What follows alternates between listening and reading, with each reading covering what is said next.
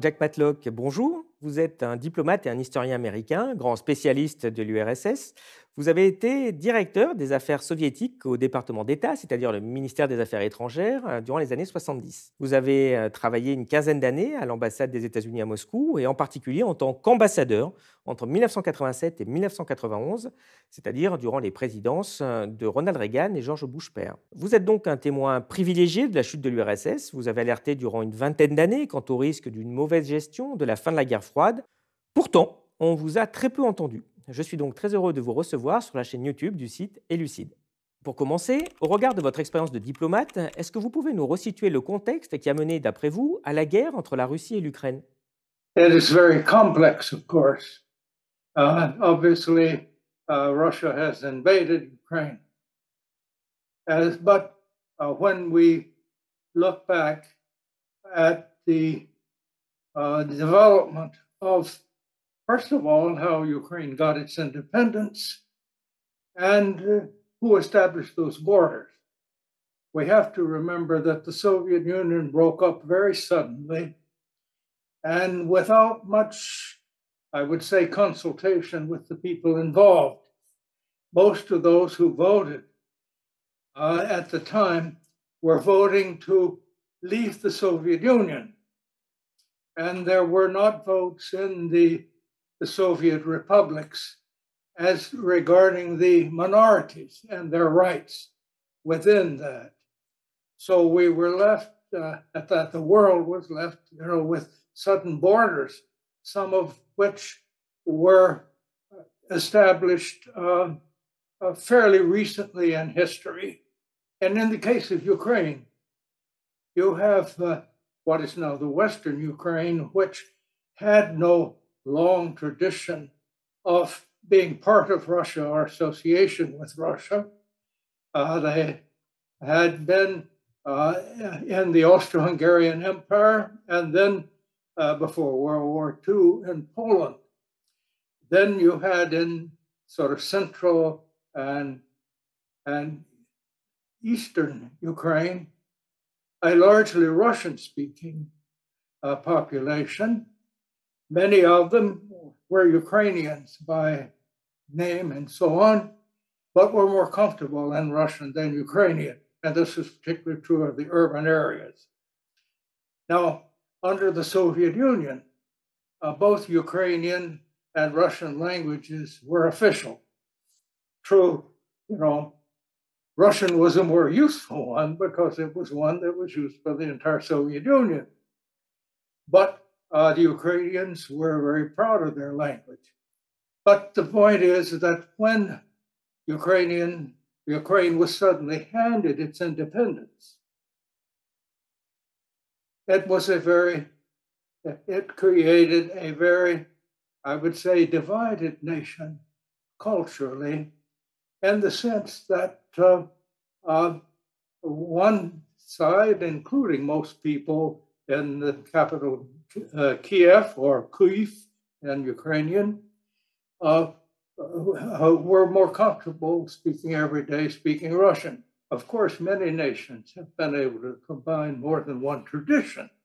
If you look at Finland and the way the Swedish minority is treated, look at Belgium and, the Flemings and the Wallons who speak French. They learn to live together, although there may be, rivalries or tensions at times. What I was getting to was from the very moment of independence, the country was divided roughly along those lines, linguistic lines. And the thing was, one had, if there was going to be unity, there needed to be a leader who could bridge these differences and make both comfortable with Ukrainian citizenship separate from Russia. They never got that leader, and every election they had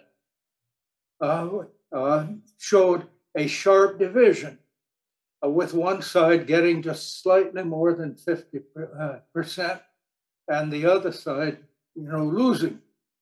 And they had no federal system. Now, normally, countries that have a variety of nationalities or other loyalties, like the United States, survives by giving maximum, you might say, maximum power to their states, their provinces, as much as possible. But in Ukraine, the elected president appointed all of what we would call state governors. There were not local elections. And this began to swing back and forth. And in 2014, when there were strong demonstrations, demonstrations over a desire to become part of the European Union. Now, I must say that, you know, the people who were demonstrating against real grievances. And there's no question about their sincerity. But the fact was that Ukraine could not, at that time, really enter the EU. It didn't have the various qualifications. And when the EU made an offer, it was pretty clear to Yanukovych, the then president, that they couldn't meet those requirements. And Russia made actually a much better offer in many respects. But there were a lot of causes there. But when violence began to break out, that violence started in the West, in the areas that, and this started after, I would say, a build-up campaign really trying to first of all, vilify Russian culture, to exclude it from the country, to the point, and so on. So there was a deep cultural divide. And when the violence started, it started in Lviv and in the West, with local people taking over these provincial offices by force. The interesting thing here, which is relevant to why Russia invaded, which was a huge mistake, and yes, it was illegal, and everything that's been said about it is true. But the fact is, the perception was that that in 2014 there had been a coup d'état, and that the government that followed was not a government elected by all the people, because those areas basically that Russia now claims, for the most part, were those that had voted for the president that was out, and in most cases they were unable to vote in the election. So, and now also you had the whole question of Crimea, which for Russia was a particularly sensitive topic. Historically, Crimea had not been ever in Ukraine until it was administratively transferred there by Khrushchev in the 1950s. So, and it was largely Russian, 60, certainly close to 70% or more Russian language speaking. And for Russia, the most crucial point was their main naval base, which had great historic significance in their history, in Sevastopol. After all, England and France had actually attacked them at one point. Leo Tolstoy, the great writer, was one of the defenders of Sevastopol.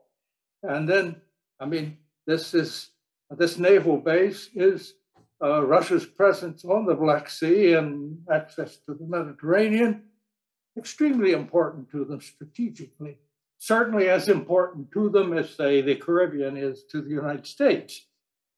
And the United States has never hesitated to react if it feels others are impinging upon it security-wise in the Caribbean or elsewhere near our borders. So we Americans should have been able to understand better why, in particular, Crimea would be important. And all of this actually, I think, could have been worked out. These people know each other. They've lived together. They've lived together for centuries, except for those in the Western Ukraine who are now pressing their ideas of nationalism. If there had not been the direct involvement of particularly NATO and the United States, I had argued from the very beginning that we should not start expanding NATO because it was important for the EU to work out association with the former communist countries and with the former Soviet Union. And to work those out was going to be difficult enough economically. But if you insert a security issue there, you're going to block, I think, the entire process. Because it's fine to say we have no designs on Russia, but their perception, and you've got to understand that political leaders react to their perception of events. And even though you may not agree with all of the things, these are not lies. They may be wrong. They may misinterpret. But if they suspect that this is directed at them and at their security, they're going to react. And all right, and we have gotten now into the war, which serves no one's interest and is particularly damaging not only to Ukraine, but also to Russia.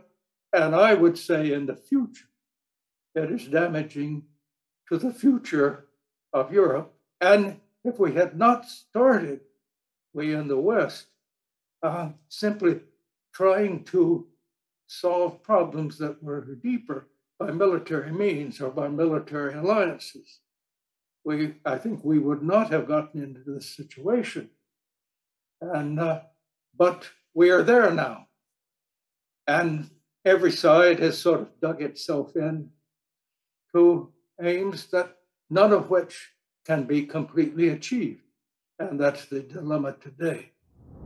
Si vous aimez cette chaîne et notre travail, pensez à vous abonner et suivez-nous sur élucide.media. En plus de garantir notre indépendance, en vous abonnant à notre site, vous aurez accès à tous nos contenus, analyses graphiques, synthèse d'ouvrages, podcasts, entretiens exclusifs et articles quotidiens. On compte sur vous. Vous parliez de la perception des menaces par les chefs d'État des grandes puissances. Dans le cas de la Russie, à quel point la politique d'expansion de l'OTAN a été déterminante d'après vous? Yes, you know, on October 30th, 1997, I testified to the Senate when they had hearings on the initial expansion of NATO. If it should be approved by the United States Senate, it may well go down in history as the most profound strategic blunder made since the end of the Cold War. That's a direct quote. And then I added, far from improving the security of the United States, its allies, and the nations that wish to enter the alliance, it could well encourage a chain of events that could produce the most serious threat to this nation since the Soviet Union collapsed. I think that has happened. And I think we really made a mistake in dealing with Russia throughout, I would say, you know, from the sort of the end of the 20th century right through to the present by continually expanding NATO. But not only that, the W.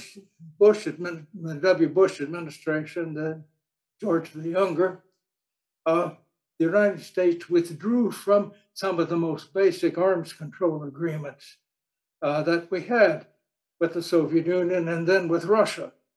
So we began to step back out of most of the things that we had done before. And although we talk a lot about Russia interference in our politics now, of course, the United States and most of its Western allies were deeply involved in the internal politics of Russia after it became independent. So one of the problems, I think, with the thinking in the United States, in Europe, and Russia later, was the idea that somehow we won the Cold War and the Soviet Union was defeated, that the end of the Soviet Union was the end of the Cold War. No, they get the sequence wrong. We negotiated an end to the Cold War, and it had ended at least 2 years before the Soviet Union broke up. The Soviet Union broke up because of internal pressures within it, not the pressure from the West. So what I'm saying is, like it or not, and there has certainly been lots of disinformation from all sides. I would remind everybody that both Ukraine and Russia inherited the traditions of the Soviet Union for disinformation and other things. But we also must recognize that it is the largest country in the world, and in economic terms, if we are going to deal with issues looming like climate change and other things, we need Russia, just as we need China and India, Brazil, other countries. And this focus on the main security issues being in Europe and that these are different from elsewhere, I don't agree. I think that the threats to us are global and for all of us. And it seems to me that fighting over where precise borders are is the very thing that led us into 2 world wars in the 20th century. And we should have learned not to do it. So, I mean, I think that as we look back in history, so, but where are we now? I think, as I said, I cannot be an optimist because I think that all of the parties, and certainly US and NATO is one of the parties, it probably shouldn't be, because emotionally, and in many respects, this is a civil war. And what I think outsiders, I think if we had not been involved before, they would have worked it out. And they would have worked it out within the borders that they had. But that would have required Ukraine adhering to what was agreed in what they call the Minsk Agreement of 2015, the first ones, an agreement between Russia, Ukraine, France, and Germany. But that required Ukraine to adopt a federal system and to grant amnesty to those in the East and to give them some autonomy. It probably would not have brought back Crimea, which is a strategic interest, but it was clear then that Russia was willing to accept a sort of a demilitarized area and leave it within Ukraine. But I think that then in 2008, there had been a declaration of NATO that Ukraine would eventually be a member, and Georgia. Those were red lines that all of us who I think really knew Russia, Ukraine, and Georgia understood that that's not going to work. Russia cannot, in its eyes, allow another military alliance on its borders any more than the Americans would allow Cuba to join a military alliance with anybody else. So it seems to me that they were thinking, and yet now we hear, from former Chancellor Merkel that, oh, well, the Budapest memorandum was simply to give the Ukrainians time to build up their military so that they could take back the Donbass. No, wait. That was never going to wait. Russia would have never stood for that, and in fact, they haven't. And then we found that during the Trump administration, though, the Obama administration had refused to give Ukraine any offensive weapons. Trump has started doing so. And when they were asking for guarantees that Ukraine would not become, then I think we know now there were actually special forces and others in there training Ukrainians so that they could sort of resolve this issue militarily. It does seem to me that these were mistaken ones, and yet it seems that every side has just dug in deeper and deeper. So we are actually spending more to supply weapons and economic aid to Ukraine than we are to our own people for the natural disasters that global warming is bringing on.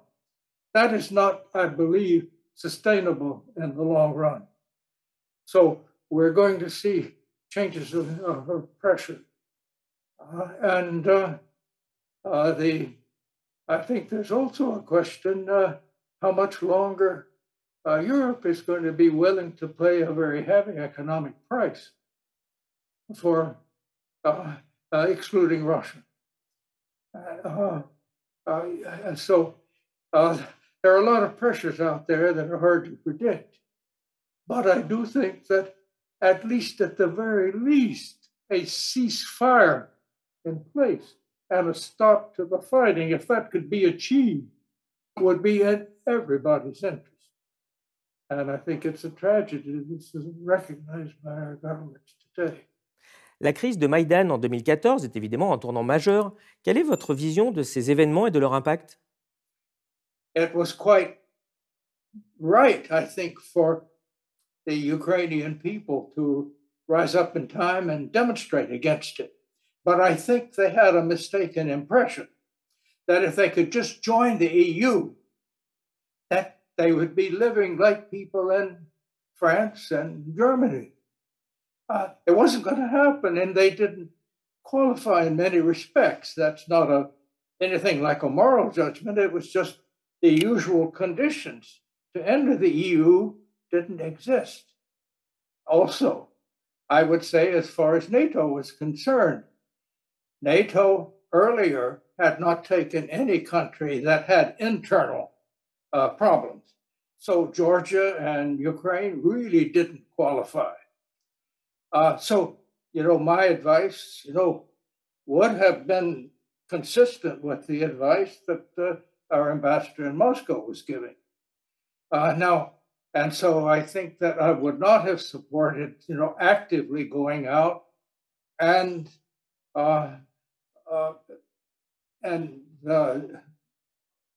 supporting the demonstrators. And I certainly would not have been plotting on a cell phone about who would be the prime minister. So I don't think Cleach should go into the government. I don't think it's necessary. I don't think it's a good idea. I think Yats is the guy who's got the economic experience, the governing experience. He's the guy, what he needs is Cleach and Tony Book on the outside. He needs to be talking to them 4 times a week. I mean, that is something that certainly the United States would not tolerate from any other country regarding the countries on its border or close to it. And I think that's something we didn't understand. We let sort of ideology take over. After Maïdan, it does seem to me that we should have recognized that that was in effect a coup. After all, there had been an agreement that morning, one that everybody had agreed to, that there would be early elections. And most likely, Yanukovych would have been voted out. But then there was violence, and that violence, there's a lot of evidence now, almost certainly, was started by the right-wing forces from the West, that is, from Galicia. They were firing from a building controlled by the demonstrators. So this, in effect, was a provocation.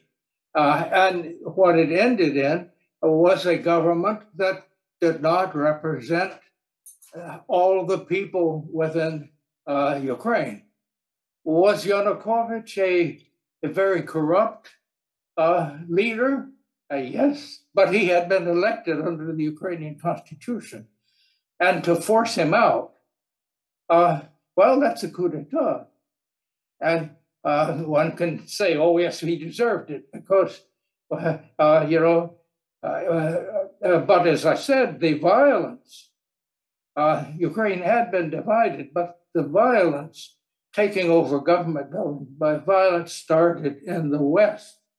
The United States certainly, people should have understood that and should have made clear that if we were going to support Ukraine, there had to be an effort of the government to be representative of the entire country and not let the opinions in one, lead to violence about the other.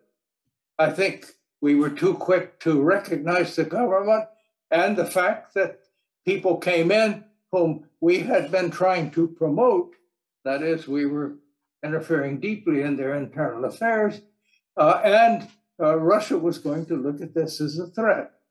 That should have been understood, and we should have simply behaved in a different way. So I do think that it was a big mistake not to hold the Ukrainian government to that agreement.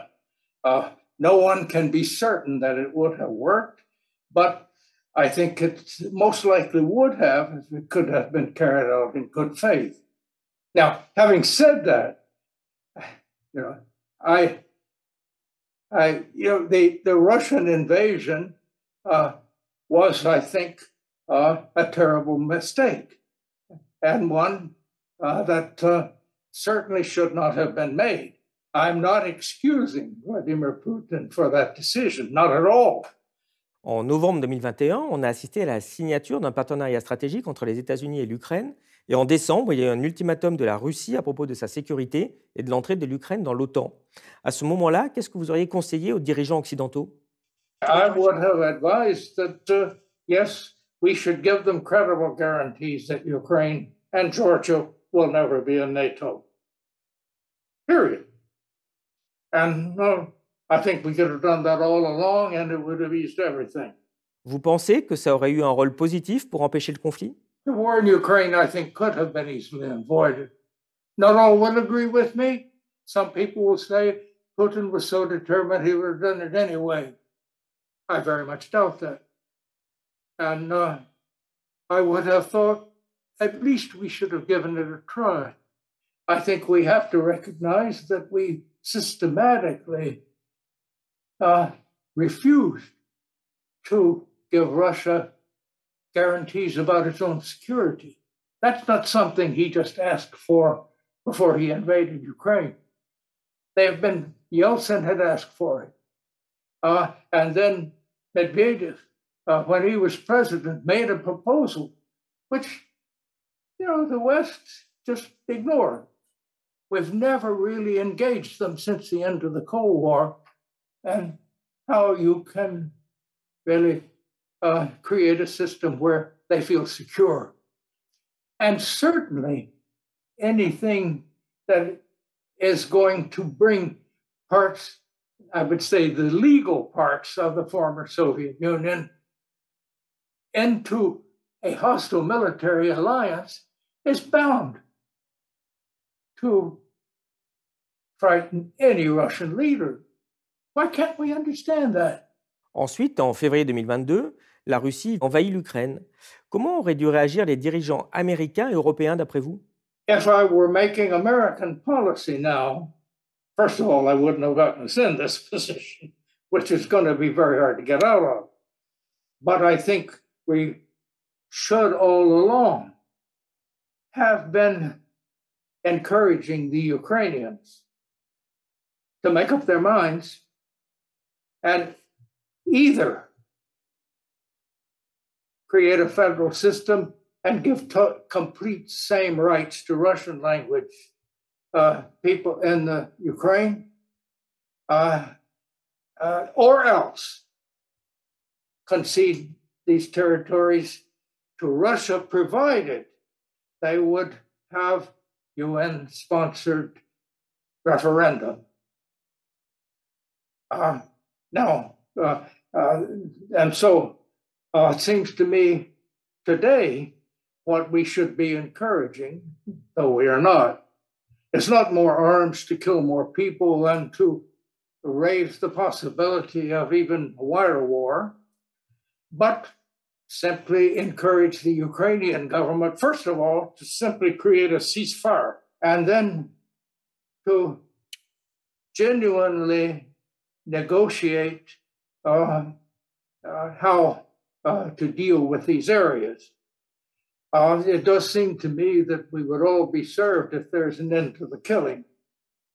And also, I think we have to make clear what Russia has to do short of just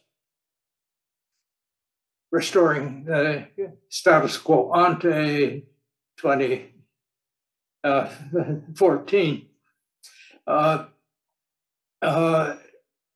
in order to reduce the sanctions. After all, the sanctions on Russia have reached the stage of which before would only occur during a state of war. We seem to be redefining what war is. Many of the things that the West has done were permissible under traditional international law only when the two states were in war, in a state of war.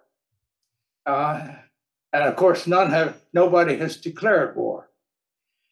But so I do think now it's difficult to see how it's going to come, about to a better ending. But I do think the West, what we call the West, is going to be better off in the future if we don't divide the world again, because this is acting to place some of the largest and most populous countries in the world on the other side. And since the United States also is now gearing up to so-called contain or compete with China, I think we are setting the grounds for a world which is again split, not between communism and capitalism, but on entirely different grounds. And that's what worries me for the future generation.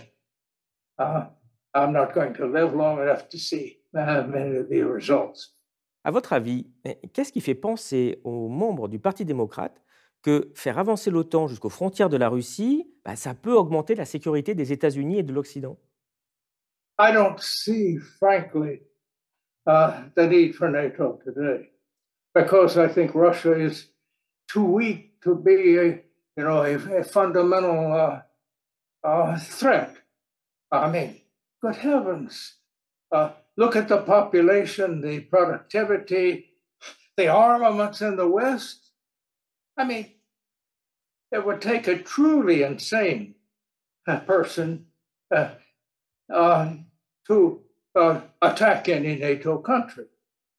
Now, having said that, not all leaders are sane at every point of their decision making. And the thing is, Russia does have nuclear weapons, and though it's hard to see how this can be used to any advantage, I have to ask myself, if you have concentrations of more modern weapons coming into Ukraine, and they don't have enough other things to take them out, what if they use a low-level nuclear thing?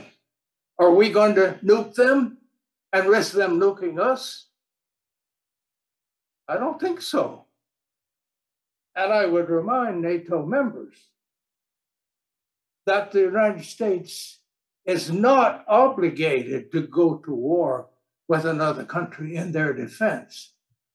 What the treaty says is if any are attacked, we would consider attack on ourselves and consider how to respond.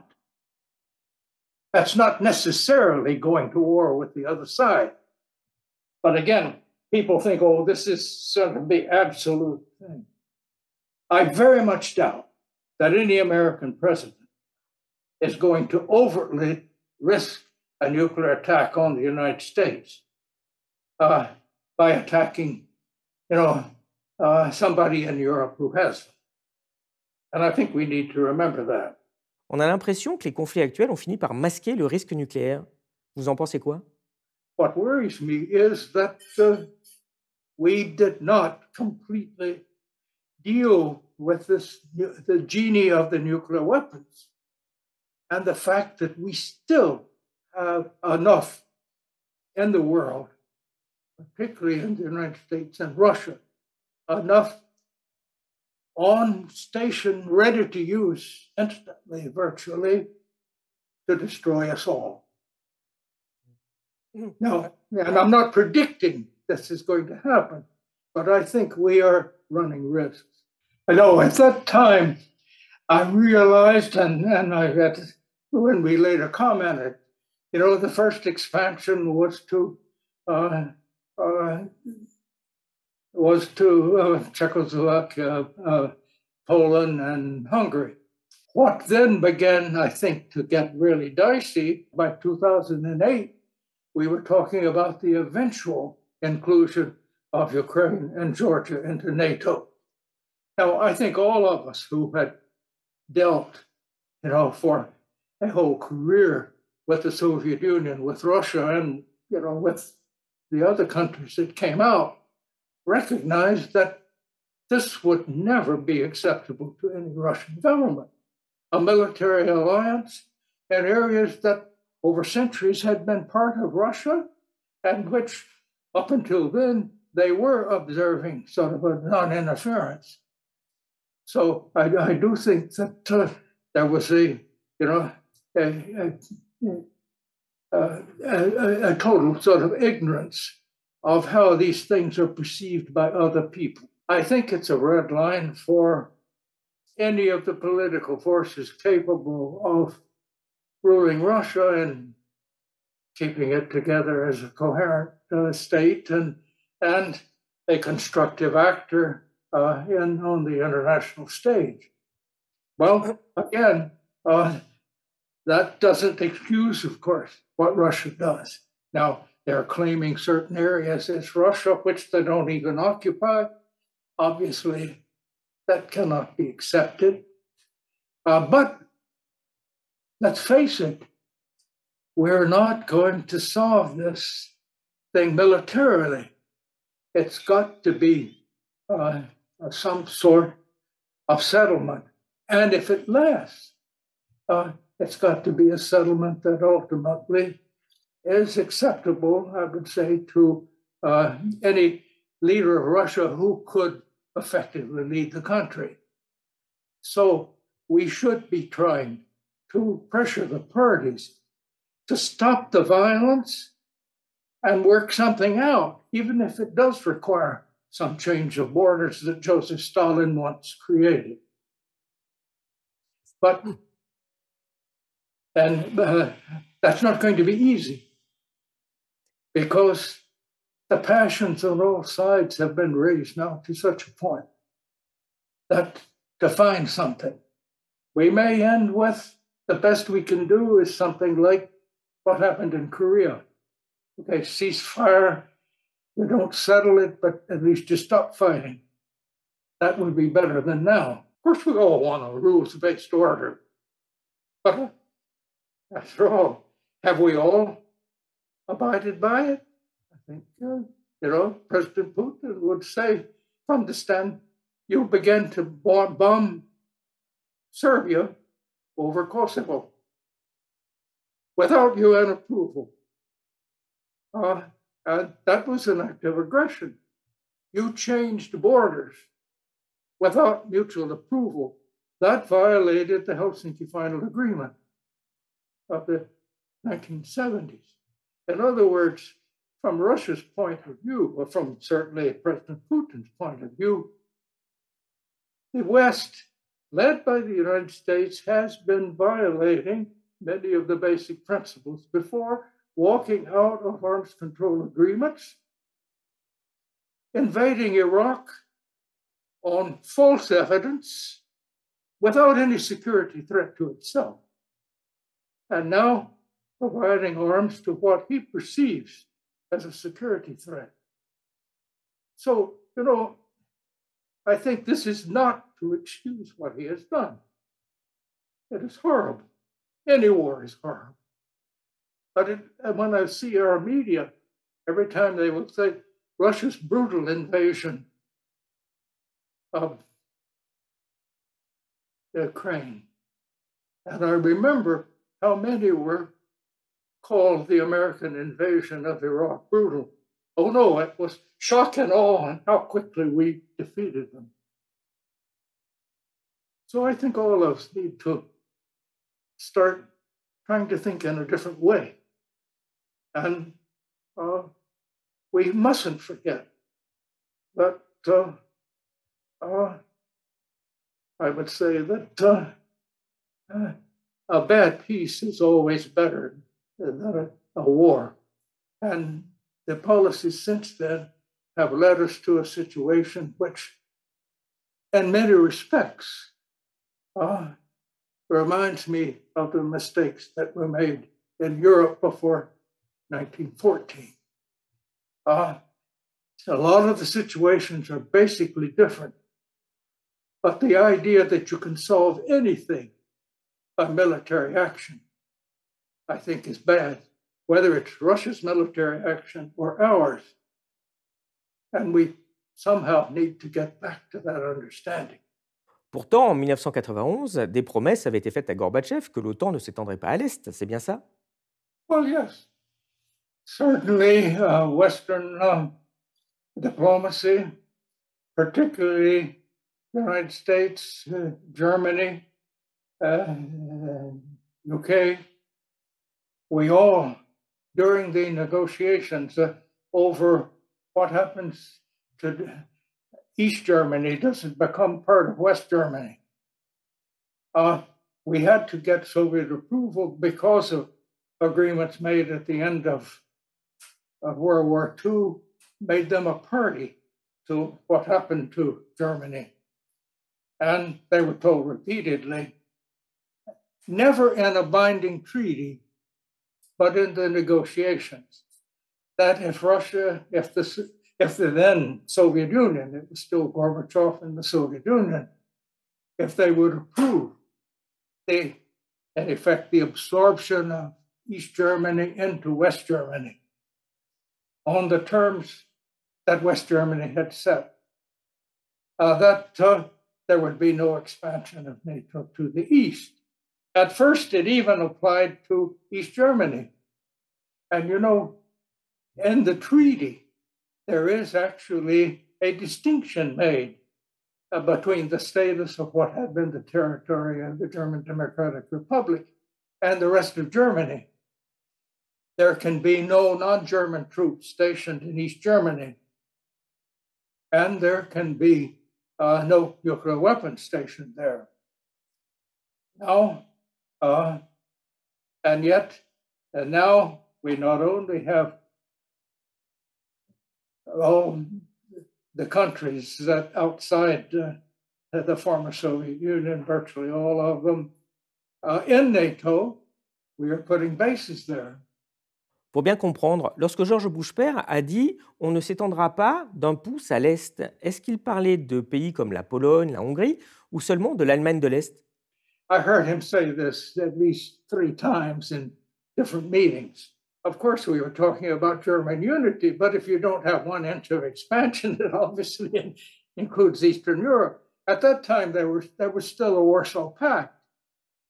None of us were thinking about that, and frankly, if anybody had asked me that year, 1989, are we committing ourselves not to expand? I would have simply said, look,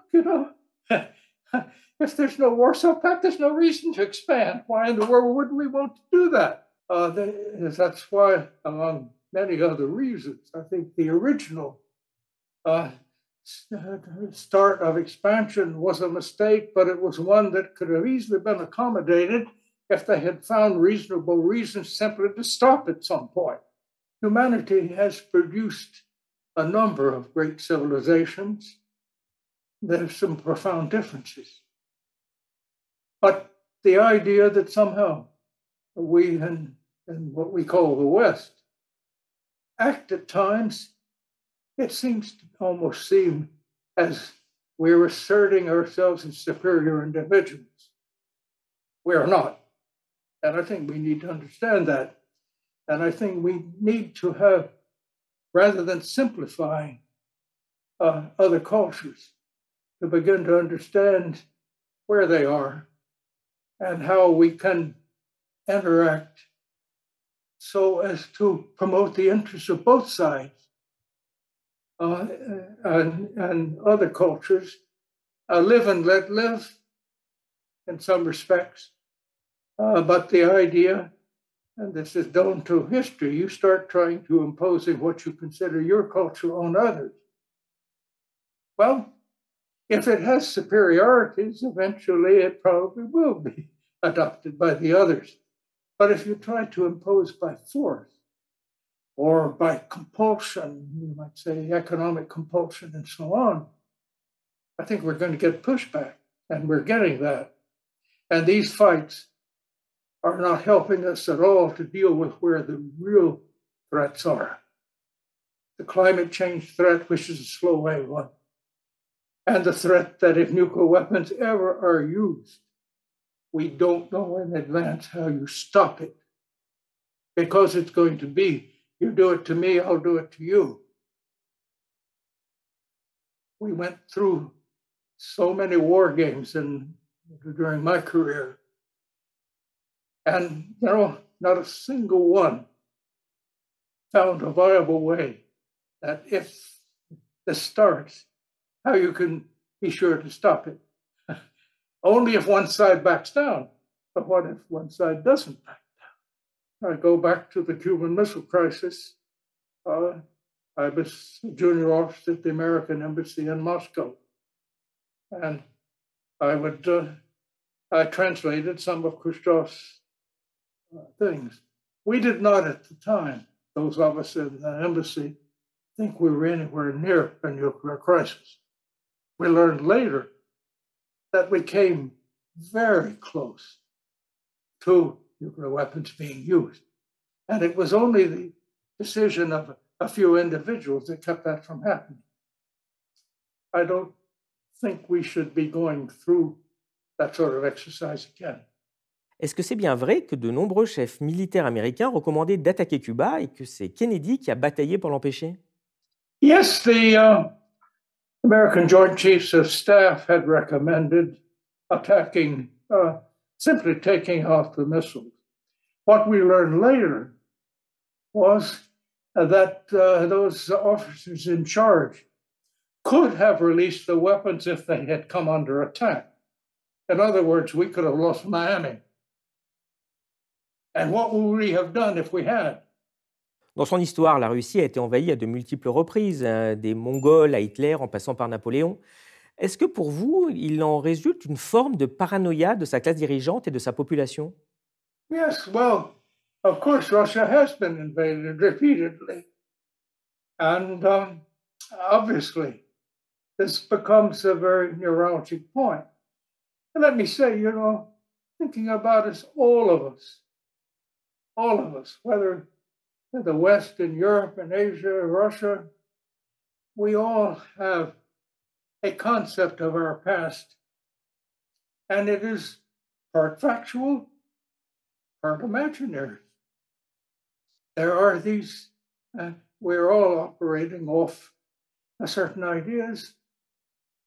And so far as its vulnerability, historically speaking, Russia has every reason to feel that it is insecure if a hostile military alliance, or even simply a military alliance which it is not a member of, is on its borders. When it gets to what somebody considers a threat to their own territory, they're going to react. Just as Kennedy reacted to the Soviet missiles on Cuba. After all, under international law, if we had been deploying nuclear weapons that could reach the Soviet Union, didn't they have a right to deploy weapons that could threaten the United States? Well, it was something the United States would not accept. And I think we need to remember that.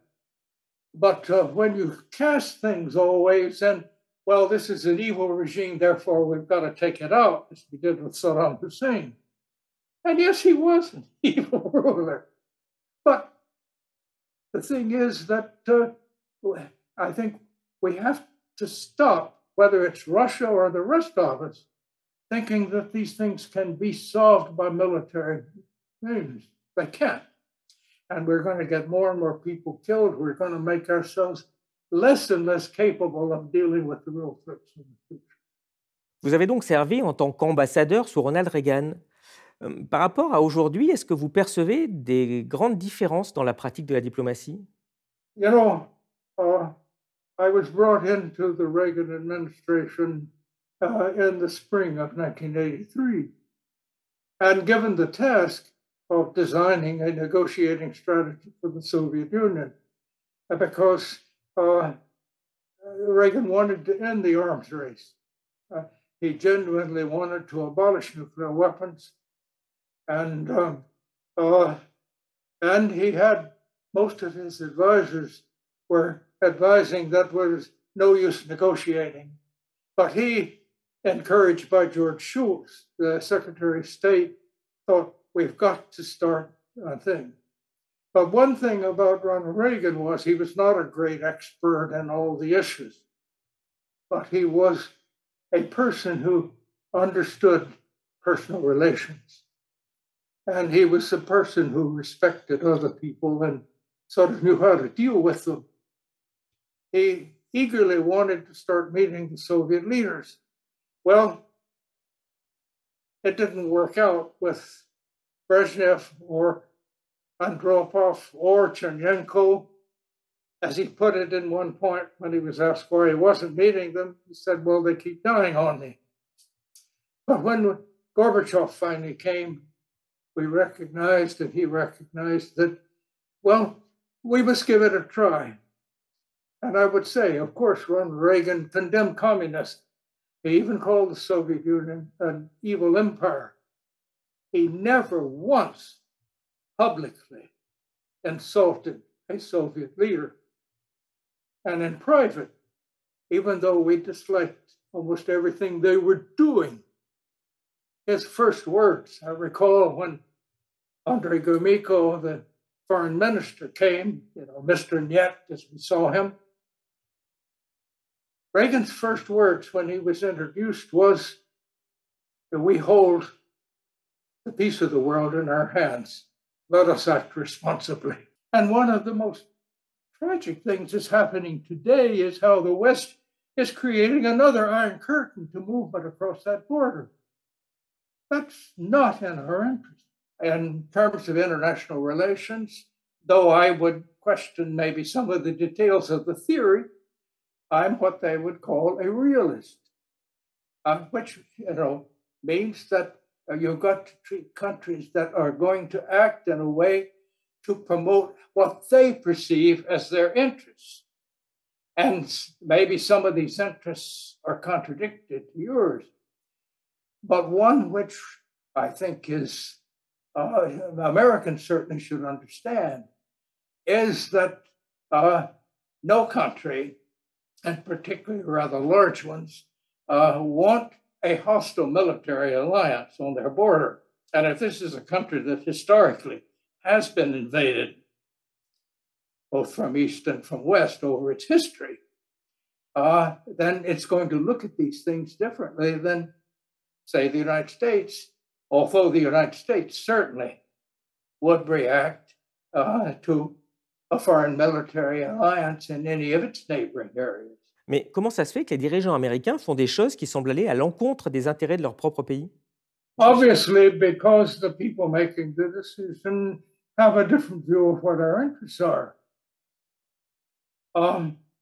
Obviously, much of our economy now and employment is based in the manufacture of arms.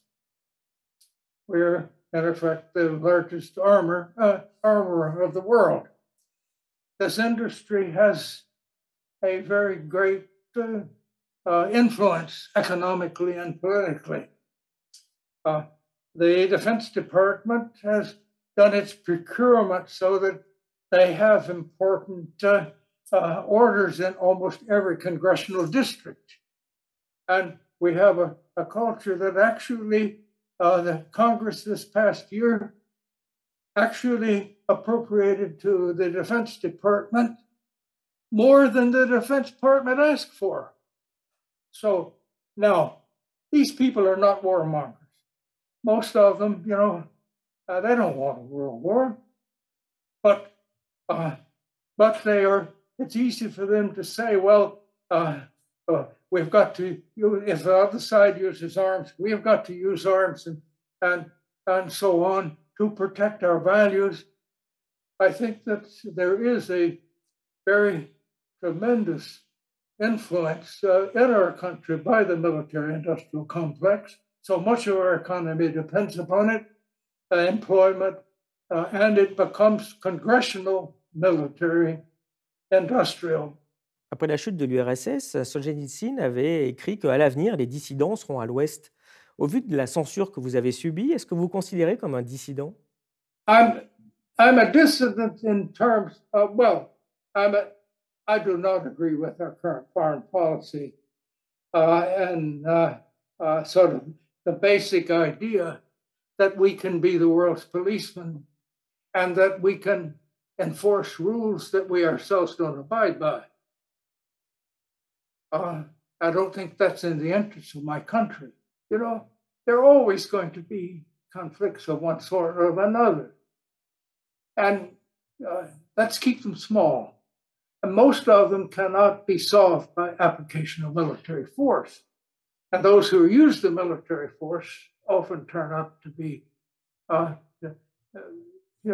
suffer much from it. So that I do think that I would like to see us placing peaceful resolution of disputes, even if this means changing some borders here and there and whatnot, when it's appropriate. I would like to see us acting more in accord with the United Nations, which we created, which of course has its faults, but I think that that would be much more in our interest. I think all of us should put our own countries first. And we all should understand, none of us have purpose. We have our own politics. But the attitude that somehow that the end of the Cold War meant that the world was unipolar and the United States could simply set the rules. I think that was wrong. A wrong, bad history, and has not been good for the United States. I don't like to see so much of our budget going into military and armaments. I don't like to see us running the debts we're running. I don't like to see us putting severe economic sanctions on other countries for political ends, because they almost always fail. And they're undermining the very economic system that we have tried to create. So basically, I see these things as not in the interest of my country. Eh bien, nous arrivons à la fin de cet entretien. Merci beaucoup. Pour terminer, j'aimerais vous demander ce qu'est pour vous la diplomatie et comment devrait agir un bon ambassadeur. Basically, to solve things diplomatically is to solve things by agreement. And teaching courses on diplomacy, I thought the role of a diplomat was, on the one hand, and honestly represent the policies of your government. The idea that an ambassador is a person who lies abroad for the good of his country is a nice joke, but it's not diplomacy. I would say diplomats should be always truthful. Nothing will undermine them more than a falsehood. There's one exception. The only permissible lie is, I don't know. If you're asked about something that is secure and that you cannot discuss honestly, say, I don't know. Other diplomats understand. So I think that basically diplomacy is a way to reconcile differences peacefully. And the best way to reconcile them is to find a solution that meets the most important needs of the other side. And the most important needs is what they perceive as their most important need, not what you perceive as the best outcome.